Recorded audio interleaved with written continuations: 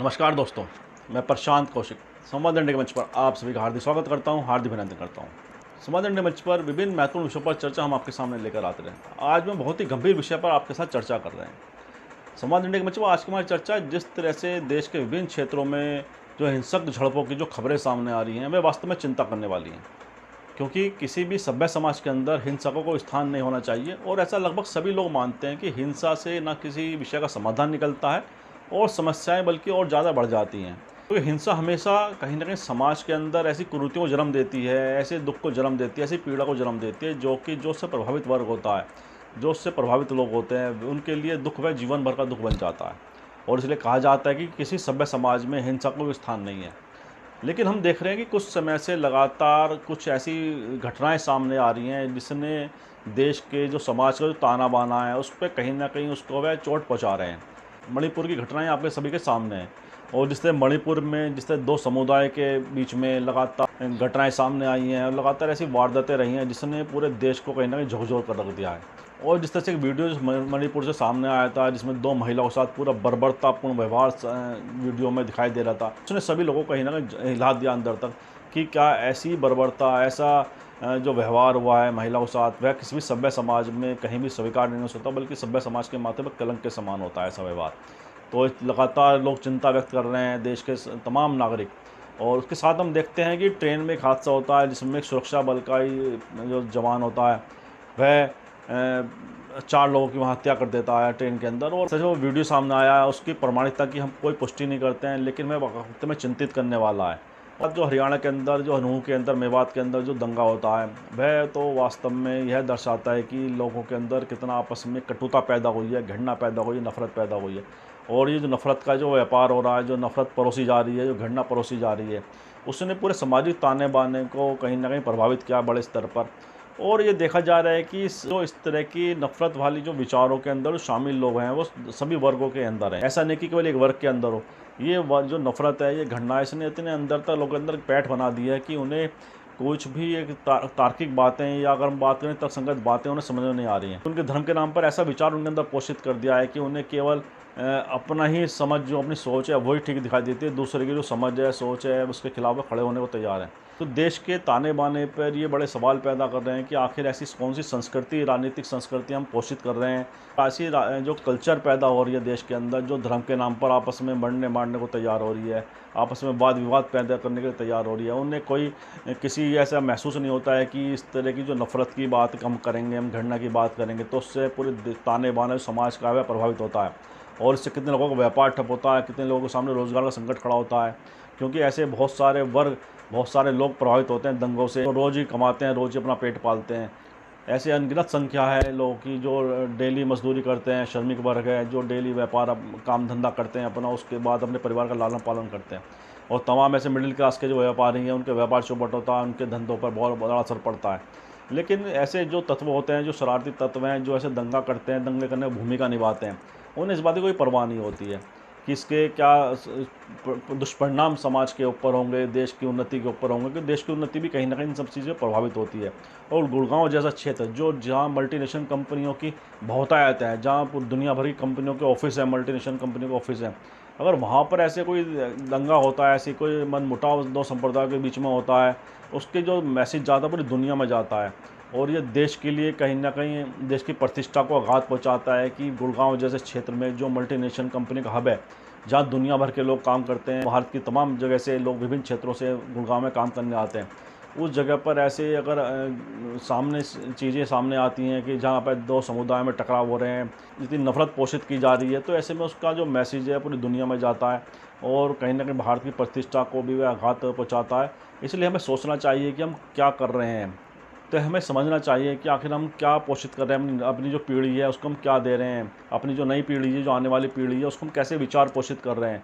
अगर हम नफ़रत की, हिंसा की बात करेंगे, उनके सामने इस तरह ऐसे विचारों को हम पोषित करेंगे, किसी भी वर्ग के प्रति, किसी भी जातीय समुदाय धर्म के प्रति हम किसी को एक नफ़रत का पाठ पढ़ाएंगे, घृणा का पाठ पढ़ाएंगे, तो हम देश की उन्नति में बाधा बनेंगे। और देश के जो ताना बाना है, जो विभिन्न संस्कृतियों को जो एक हमारा गुलदस्ता कहा जाता है, विभिन्न संस्कृतियों का समावेश जहाँ होता है, उसको हम नुकसान पहुंचा रहे हैं। हम बात करें अपने देश के जितने भी हमारे महानायक रहे हैं, चाहे आज़ादी से पहले क्यों, चाहे आज़ादी के बाद क्यों, जिन्होंने भारत के निर्माण में बड़ी भूमिका निभाई है, उनका सोच बड़ी स्पष्ट थी कि देश की तरक्की में हर समुदाय का भागीदारी, हर वर्ग की भागीदारी है, चाहे वो किसी भी धर्म से हो, किसी भी संप्रदाय से हो, किसी भी जाति से हो। उन्होंने तमाम तरह की ऐसी कल्पना की थी जहाँ पर सभी समुदायों का एक साथ प्रतिनिधित्व हो, एक साथ तरक्की में उनका योगदान हो।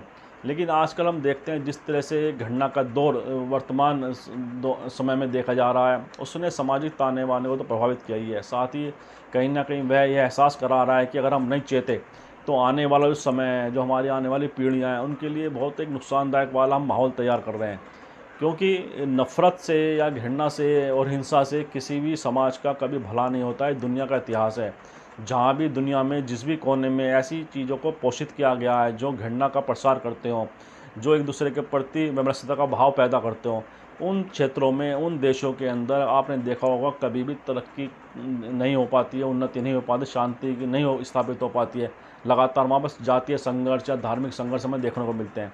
तो क्या हम ऐसे अपने राष्ट्र की कल्पना कर सकते हैं? नहीं, क्योंकि हमारा राष्ट्र हमेशा से सभी समुदायों का प्रतिनिधित्व करने वाला राष्ट्र है। यहाँ पर सभी जातियाँ, विभिन्न संस्कृतियाँ, दुनिया भर की संस्कृतियों ने भारत में अपने को सुरक्षित महसूस किया है। और लगातार जब हम देखें पूरा जो भारत का हमारा इतिहास है, चाहे प्राचीन काल से लेकर अंग्रेजी शासन हो या उससे पहले का मुगल शासन हो, उसके बाद का जो हमारा आधुनिक भारत है, ऐसे में तमाम ऐसे उदाहरण हैं जब भारतीय जो संस्कृति है उसके उदाहरण दुनिया भर में दिए गए हैं कि भारतीय संस्कृति में जो एकता की भावना है, जो सद्भाव की भावना है, जो सौहार्द की भावना है, वह पूरी दुनिया के लिए एक आदर्श है। और समय समय पर दुनिया ने भारत की जो आइडियोलॉजी है उसको सराहाया भी है कि भारत में वह ऐसे विचार, यहाँ के महात्मा गांधी हैं, पंडित नेहरू, सरदार पटेल, लाल बहादुर शास्त्री, डॉक्टर राजेंद्र प्रसाद, तमाम ऐसे नेता हैं, डॉक्टर भीमराव साहब अम्बेडकर, जिन्होंने भारत की जो एकता को सुदृढ़ करने के लिए तमाम तरह के प्रयास किए हैं, तमाम तरह की योजनाओं को लागू किया है। और भारतीय इसी जो विचार है, भारत का जो विचार है, वसुधैव कुटुंबकम, सामुदायिक सद्भाव, विश्व बंधुत्व का जो उन्होंने जो विचार प्रतिपादित है देश के हमारी धरती से, हमारे स्वामी विवेकानंद जी ने अमेरिका के अंदर जाकर विश्व बंधुत्व का पाठ पढ़ाया था दुनिया को। तो ऐसे विचार हमारे भारत की धरती से निकले हैं, हमारे भारत के महान नायकों ने दुनिया को दिए हैं। ऐसे देश की धरती, वैमनस्यता की अगर भाव यहाँ पैदा होंगे, कटुता के भाव पैदा होंगे, तो वो हमारे सीधे जो जो हमारे आदर्श हैं, जो हमारे आदर्श नायक हैं, महानायक हैं, उनके विचारों को भी हम कहीं ना कहीं ठेस पहुँचा रहे हैं।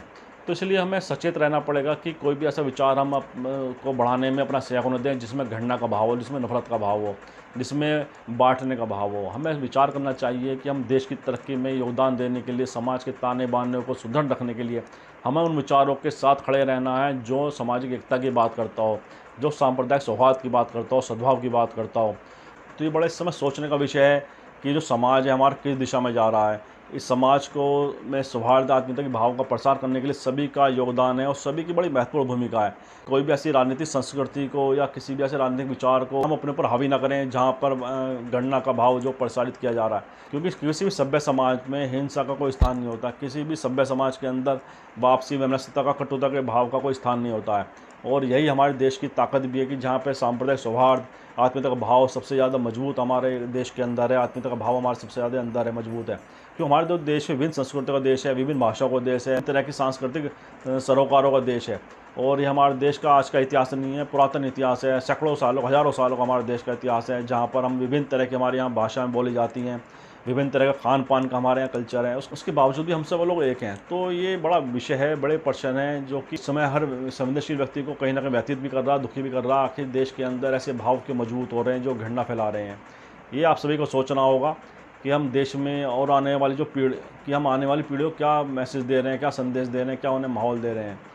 जो हमारे बुज़ुर्गों ने हमें पाठ पढ़ा है सांप्रदायिक सौहार्द के, आपस के सद्भाव की, आपस में एक साथ रहने की, एकजुट रहने की, तो हमारे जो पूर्वजों ने हमें पाठ पढ़ा है, जो हमें सीख दी है कि देश का जो ताना बाना है एक दूसरे के साथ मिलकर बना है, एक दूसरे की ताकत के द्वारा ही देश आगे बढ़ा है, देश ने उन्नति की है, देश की तरक्की में सभी का योगदान है। तो हमें उन सब चीज़ों को ध्यान में रखना है और किसी के बहकावे में नहीं आना है। और आपस में हमें एकजुटता के भाव के साथ, एक दूसरे के सहयोग के साथ ही हमें पूरे अपने देश की तरक्की में योगदान देना। क्योंकि आज हमारा देश जिस मुकाम पे है, दुनिया हमारे देश की तरफ देखती है। विशाल देश है हमारा और लोकतांत्रिक रूप से हम देखें तो दुनिया का सबसे बड़ा देश हमारा देश है लोकतांत्रिक व्यवस्था के अनुसार। हमारे देश की जो लोकतांत्रिक व्यवस्था की नींव जो मजबूत है, उसी वजह से कि हमारे देश के अंदर हर विषय को, हर विचार को यहाँ पे सम्मान दिया गया, हर संस्कृति को सम्मान दिया गया, हर तरह के समाज को यहाँ सम्मान दिया गया। और उसकी ताकत की बदौलत ही हमारा देश आज दुनिया के जो मुख्य देश हैं उसके अंदर शामिल है। हमारे जब प्रधानमंत्री हमारे कहते हैं कि हमारी अर्थव्यवस्था दुनिया की बड़ी सबसे बड़ी अर्थव्यवस्थाओं में शामिल है और बहुत जल्दी वह सेकंड और थर्ड अर्थव्यवस्था के नाम पर दुनिया में जानी जाएगी, तो ये बताता है कि हमारे देश की जो तरक्की हो रही है, जो हम तरक्की की बात करते हैं, उसमें हर समुदाय का योगदान है।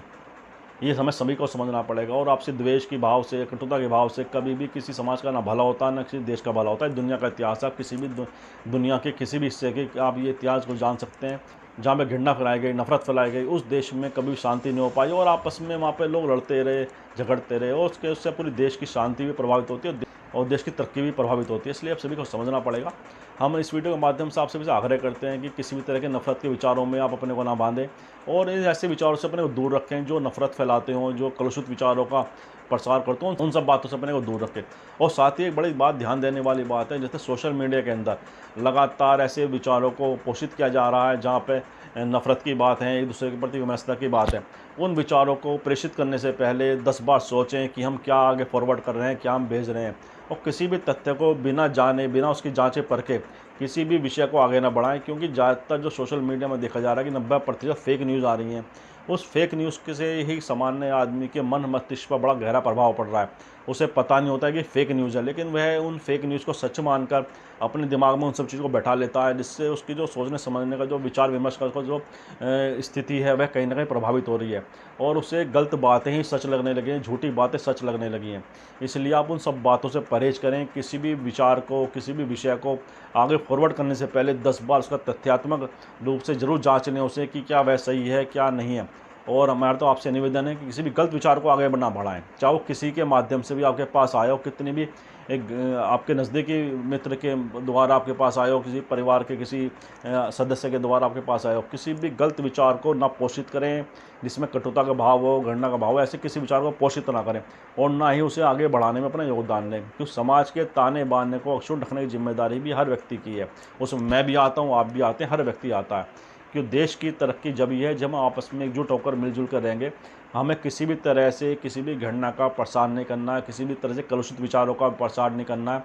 कटुता की भावना हो या नफरत की बात है, घृणा की बात है, इसको हमें कहीं भी पोषित नहीं करनी है। आप सब संकल्प कर लें। हमारे इस वीडियो के माध्यम से आपसे निवेदन है कि हमारे पूर्वजों ने इस धरती को सींचा है, अपने खून पसीने से सींचा है, अंग्रेजों से लड़ाई लड़ी है, स्वतंत्रता आंदोलन में असंख्य लोगों ने योगदान दिया है। तो आज़ादी की लड़ाई में जो हमारे पूर्वजों ने योगदान दिया है, उनकी जो उसमें उन्होंने अपने को पूरा न्यौछावर कर दिया था, उनके योगदान का स्मरण करिए। उनके योगदान, उनके मान सम्मान के लिए देश की तरक्की को ध्यान में रखते हुए आपसे सद्भाव के विचारों को आप बढ़ाएं, पोषित करें। सद्भाव के विचारी, आत्मा का विचारी, सद्भाव का विचारी सबसे बड़ी ताकत है। और हम सभी की ताकत ये है कि हम सब मिलजुल कर रहे हैं, क्योंकि हम भारत के नागरिक हैं और भारत की एकता ही हमारी प्राथमिकता है। और इन बातों के साथ आज की चर्चा को विराम भी देते हैं और मैं आपसे वैसे आग्रह करता हूँ, वीडियो लाइक करें, शेयर करें, कमेंट करें। साथ ही संवाद इंडिया चैनल को सब्सक्राइब करें, साथ बेल आइकन जरूर दबाएं, जिससे संवाद इंडिया के अपडेट आपको समय से मिलते रहे। आप सभी का बहुत बहुत धन्यवाद, बहुत बहुत अभिवादन।